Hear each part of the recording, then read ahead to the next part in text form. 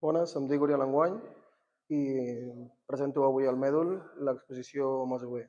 Masover és una exposició que vaig presentar amb el País, a Barcelona, i avui he portat aquí un petit extracte del que va ser a petita escala. La paraula masover per mi té molta importància, ja que parteix d'un passat que la meva família ja ho va ser, les famílies masoveres, que eren les encarregades de tenir cura de les masies i doncs, poder mantenir-les i bé, fer vida allà. No? A l'exposició presento una sèrie de retrats que dins de lo que és el retrat afegeixo eh, imatges o bé eines o materials que apareixen al mas d'on vinc i ho passo per al filtre del retrat com per donar com aquest punt identitari al, al tema de l'exposició. A partir d'aquí també afegeixo uns textos a mode de poemes o haikus que m'acompanyen amb una tipografia molt concreta, que és una tipografia que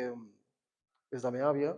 És una tipografia que em dona molt de significat quan parlo una mica de les arrels i dels orígens.